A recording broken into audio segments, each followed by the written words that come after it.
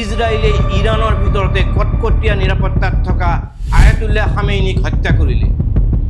200 metre গভীৰতাত থকাৰ পিছতো হিজবুল্লাহৰ মুৰব্বী হাছান নাছাৰুল্লাহক বোমা দি হত্যা কৰিলে।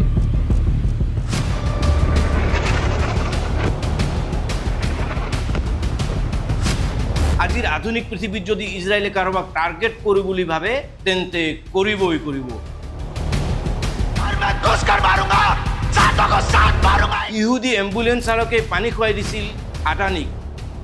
Android, windows, intel, google, instagram, messenger, play store, gmail সকলো ইহুদী ৰাখক।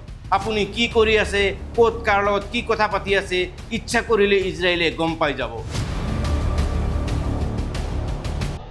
আজি এই যে গেছৰ নাটনি হৈছে, তেলৰ দাম বাঢ়িছে, যুদ্ধত ভাৰত জড়িত নোহোৱাকৈ ভাৰতীয় টকাৰ মূল্য কমিছে, আনকি ওলাব বিচাৰিও আমেৰিকাৰ দৰে দেশ যুদ্ধৰ পৰা ওলাব পৰা নাই, তাত জড়িত হৈ আছে এখন দেশ আৰু এটা জাতিৰ নাম। দেশখন ইমানেই সৰু যে পৃথিৱীৰ মেপত বিচাৰিয়ে নাপাব। চাওক দেশখন কিমান সৰু। গুৱাহাটীৰ পৰা ডিব্ৰুগড়লৈ যিমান দূৰত্ব, তাতকৈ কম দূৰত্ব দেশখনৰ এটা মূৰৰ পৰা সিটো মূৰলৈ। দেশখনৰ মাটিকালি অসমৰ 4 ভাগৰ 1 ভাগ, জনসংখ্যাও 4 ভাগৰ 1 ভাগ, 1 কোটিতকৈও কম। মধ্যপ্ৰাচ্যত দেশখনক চাৰিওফালৰ পৰা আগুৰি আছে 57খন আৰৱ দেশে। পিছে ইমানৰ পিছতো এক প্ৰকাৰ কল্পনাৰ পৃথিৱীত থকাৰ ধৰণে অবিশ্বাস্য ৰূপত শক্তিশালী, অদমনীয় আৰু অপ্ৰতিৰোধ্য ইজৰাইল নামৰ দেশখন আৰু ইহুদী নামৰ জাতি।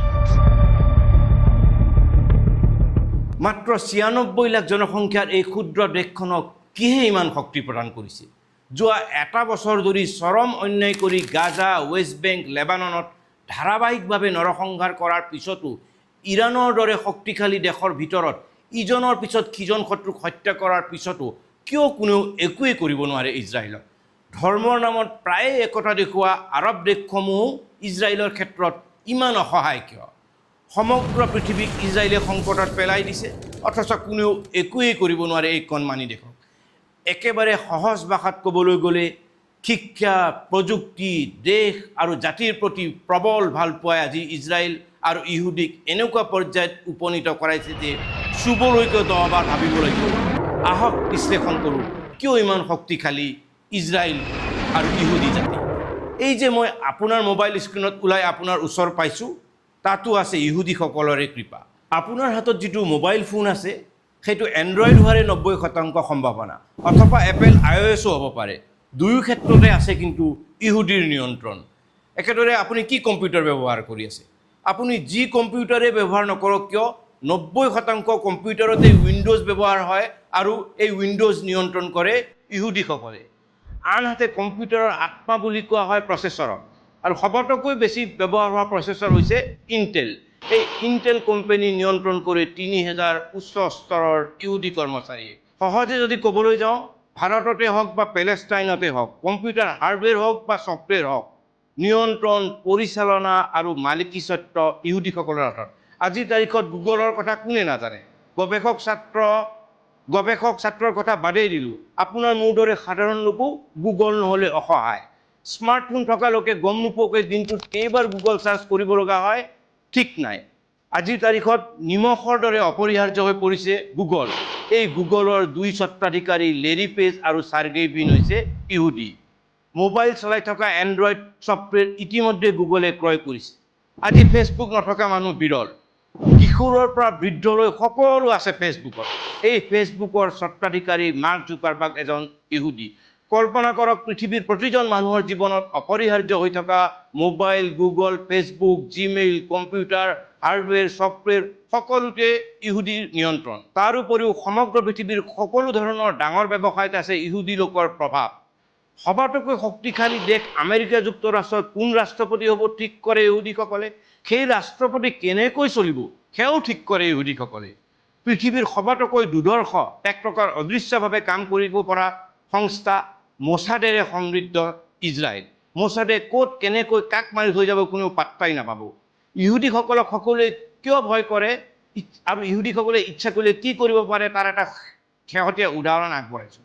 যোৱা বছৰ ভাৰতৰ সবাতোকৈ ধনী ব্যক্তি গৌতম আদানীৰ কোম্পানীৰ খুব অনিয়ম কৰা বুলি হিন্ডেনবাৰ্গ নামৰ এটা সংস্থাই প্ৰতিবেদন প্ৰকাশ কৰিছিল। এই হিন্ডেনবাৰ্গ কোম্পানীৰ স্বত্বাধিকাৰী আছিল এজন ইহুদী, নাম নাথান এণ্ডাৰছন। পিছে কাহিনী ইয়াতে শেষ হৈ যোৱা নাই। নাথান এণ্ডাৰছন কোনো অৰ্থনীতিৰ বিশেষজ্ঞ নহয়, ইজৰাইলৰ এজন এম্বুলেন্স চালকহে। কল্পনা কৰক এজন ইহুদী এম্বুলেন্স চালকৰ শক্তি আৰু ক্ষমতা। ইহুদী এম্বুলেন্স চালকে পানী খুৱাই দিছিল আদানীক, ভাৰতৰ সবাতোকৈ ধনী মানুহক। ধনী মানুহজন ধনী মানুহৰ আসনৰ পৰা খহি পৰিছিল। ৰাতিটোৰ ভিতৰতে কেইবা হাজাৰ কোটিৰ লোকচান হৈছিল আদানীৰ। ইমানেই উন্নত মগজু, দৃঢ় সংকল্প আৰু দেশৰ কাৰণে সকলো কৰিবলৈ সাজু থকা মানসিকতাৰ অধিকাৰী ইহুদীসকলে। তাৰ বাবে পৃথিৱীৰ সকলো দেশে ভয় কৰে ইজৰাইলক। পৃথিৱীৰ অৰ্থনীতিৰ উঠানমা সন্দৰ্ভত প্ৰতিবেদন দিয়া ব্লুমবাৰ্গ নামৰ কোম্পানীৰ গৰাকী মাইকেল ব্লুমবাৰ্গ এজন ইহুদী। এতিয়া ব্লুমবাৰ্গে যদি নেতিবাচক প্ৰতিবেদন দিয়ে, ব্যক্তি অথবা কোম্পানীৰ কথা বাদেই দিলোঁ, দেশ এখনতে এনেকুৱা অৰ্থনৈতিক ধুমুহা আহিব যে দেশ এখনেই দেউলীয়া হৈ পৰিব পাৰে। আৰু ইহুদীসকল যি দেশতেই নাথাকক, পৃথিৱীৰ যি প্ৰান্ততে নাথাকক, তেওঁলোক আপোনা আপুনি ইজৰাইলৰ নাগৰিক। ইজৰাইলে বাছি বাছি মধ্যপ্ৰাচ্যত সন্ত্ৰাসবাদীক হত্যা কৰে। ইজৰাইলে ইৰাণৰ ভিতৰতে কটকটীয়া নিৰাপত্তাত থকা আয়াতুল্লাহ খামেইনিক হত্যা কৰিলে, আলী লাৰিজানীক হত্যা কৰিলে। 200 মিটাৰ গভীৰতাত থকাৰ পিছতো হিজবুল্লাহৰ মুৰব্বী হাছান নাছৰুল্লাহক বোমা দি হত্যা কৰিলে। ইজনৰ পিছত সিজন সন্ত্ৰাসবাদীক তেওঁলোকৰ দেশতে সোমাই হত্যা কৰিলে। কোনেও একো কৰিব নোৱাৰে। আজিৰ আধুনিক পৃথিৱীত যদি ইজৰাইলে কাৰোবাক টাৰ্গেট কৰোঁ বুলি ভাবে, তেন্তে কৰিব। বাচি থকাটো প্ৰায় অসম্ভৱ। কাৰণ মোবাইল মানে এণ্ড্ৰইড, এপেলতো বহু প্ৰভাৱশালী ইহুদীৰ শ্বেয়াৰ হোল্ডাৰ আৰু কৰ্মচাৰী আছে। Android, windows, intel, google, instagram, messenger, play store, gmail সকলো ইহুদী ৰাখক। আপুনি কি কৰি আছে, ক'ত কাৰত কি কথা পাতি আছে, ইচ্ছা কৰিলে ইজৰাইলে গম পাই যাব। ইজৰাইলৰ লগত আছে মোবাইল লোকেশ্যনৰ ভিত্তিত টাৰ্গেটত আঘাত হানিব পৰা অত্যাধুনিক অস্ত্ৰ, আছে পেগাছাছৰ দৰে চোৰাংচোৱা ছফ্টৱেৰ। আপুনি কি কৰি আছে দেখি থাকিব, আপুনি কি কয় শুনি থাকিব, হাজাৰ হাজাৰ কিলোমিটাৰ দূৰত থাকিও। গতিকে কাৰ সাহস ইজৰাইলৰ বিৰুদ্ধে গৈ বিপদ চপাই লোৱাৰ? মানৱ ইতিহাসত ইহুদীসকলে আটাইতকৈ বেছি অত্যাচাৰৰ সন্মুখীন হৈছে। ইতিহাসত ইমানবাৰ ইহুদীসকলক নৰসংহাৰ কৰা হৈছে যে বেলেগ জাতি তাৰ ওচৰতো নাই। কিন্তু ইহুদীসকলে নিজক বেচেৰা বুলি ভবা নাই, নিজক পুতৌ কৰা নাই, হাৰ মনা নাই, বৰঞ্চ অলপ অলপকৈ নিজক শক্তিশালী কৰি আজি ইমানেই শক্তিশালী হৈ উঠিল যে ইজৰাইলে 57খন আৰৱ মুছলমান দেশৰ মাজত বহি মুছলমানক অবাধে হত্যা কৰি গৈছে আৰু মুছলমান দেশে বেচেৰাৰ দৰে চাই থাকিব লগা হৈছে। ইজৰাইলক প্ৰত্যাহ্বান জনাবলৈ কাৰো সাহস হোৱা নাই। अपनी आंखें खोल और गौर से देख तू कहां किसके सामने खड़ा है। यहाँ बात सिर्फ एक बात समझाई जाती है, बस। ইজৰাইলৰ নৰসংহাৰ কোনো কাৰণতে সমৰ্থনযোগ্য নহয়। কিন্তু ধৰ্ম কৰি আজি পাকিস্তান, ইৰাক, লেবানন, ইয়েমেনৰ দৰে দেশ কেনেকৈ অসহায় পংগু অৱস্থালৈ গ'ল আমি দেখি আছোঁ। আনহাতে ইজৰাইলে শিক্ষা আৰু প্ৰযুক্তিত মনোনিৱেশ কৰি বেলেগ ধৰ্মক নিপাত কৰিবলৈ সপোন দেখা আৰৱৰ দেশসমূহত কেনে শিক্ষা দিছে আমি দেখি আছোঁ। নৰসংহাৰ কোনো যুক্তিতেই সমৰ্থনযোগ্য নহয়। কিন্তু জীৱনৰ কঠোৰ যুদ্ধত যদি বাচি থাকিব লাগে, তেন্তে বেচেৰা ৰূপ লৈ আনৰ ওপৰত দুখ জাপি লাভ নাই, ইতিহাসৰ কথা কৈ লাভ নাই। আজি অসমতো নিবনুৱাৰ পৰা বিদেশীলৈ অলেখ সমস্যা। আজি আমাৰ উঠি অহা প্ৰজন্মই অসমত থাকিবই নোৱাৰা হ'বনি?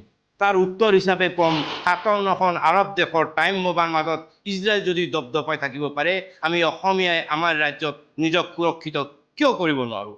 আমি ইহুদীৰ দৰে আগ্ৰাসী হত্যাকাৰী নিষ্ঠুৰ হ'ব নোৱাৰোঁ, হ'ব নালাগেও। আনকি আমাৰ ক্ষতিৰ সম্ভাৱনা থকাৰ পিছতো আমি নিষ্ঠুৰ হ'ব নোৱাৰোঁ, নালাগে। তেন্তে আমি কাৰো বিৰুদ্ধে যাব নালাগে, কেৱল নিজক শক্তিশালী কৰিব লাগে। এয়া কাল্পনিক তথ্য নহয়, ইতিহাসৰে তথ্য যে 17 বাৰ আমি অসমে মোগলক পৰাস্ত কৰিছোঁ। স্বাধীনতাৰ প্ৰথম 2টা দশকলৈকে অসমৰ মুঠ ঘৰুৱা উৎপাদন দেশৰ শীৰ্ষ 5 ৰাজ্যৰ ভিতৰত আছিল। আজি সংকটত পৰি অসমীয়াৰ মানসিকতাত কিছু হ'লেও পৰিৱৰ্তন হৈছে। সৰু সৰু কাম কৰিবলৈ অসমীয়াই লাজ নকৰা হৈছে। আমি পুখুৰীৰ পৰা পথাৰলৈ, প্ৰাথমিক বিদ্যালয়ৰ পৰা বিশ্ববিদ্যালয়লৈ এক বিপ্লৱ আনিব নোৱাৰাৰ কোনো কাৰণ নাই। আহক আমিও চেষ্টা কৰোঁ ইহুদীৰ দৰে, আহক ইহুদীৰ দৰে।